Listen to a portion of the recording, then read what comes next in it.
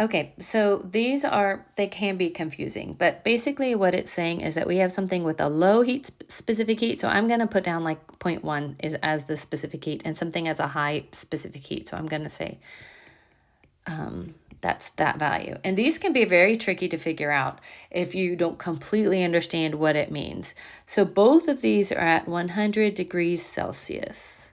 And then they're put into water. So if we want to know which container will be the higher temperature once all the systems reach equilibrium, basically the deal is that this one will reach equilibrium first because it's like the amount he's only gonna, like if we're trying to get it, let's say we were trying to get it to room temperature. So we got to go down by 75 degrees. He's only able to release 0.1 to the water for every degree.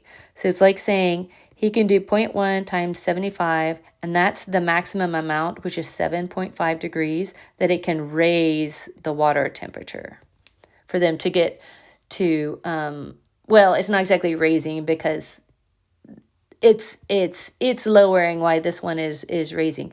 But I'm just saying that's the max amount of energy per joule it can put into that water.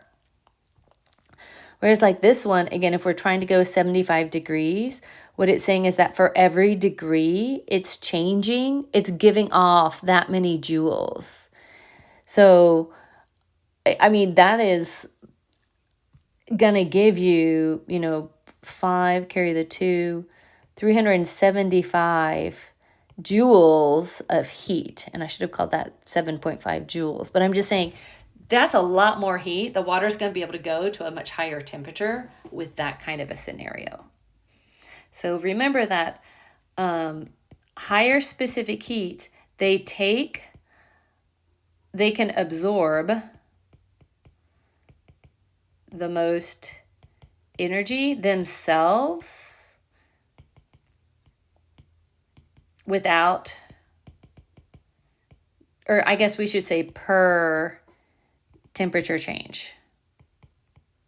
And what that means is like if you've only got a little bit of energy to put in, the specific heat itself won't get very hot, whereas the thing with the lower heat will, because it goes upwards really fast, because it only absorbs a little bit before changing temperature. But the flip side is that it's like once you get everyone to their maximum like capacity, whatever, and you have them both at a temperature, it means that this one is holding a lot more energy per temperature. It's the same effect. It's just kind of a weird thought. But make sure you write that down and that you understand that.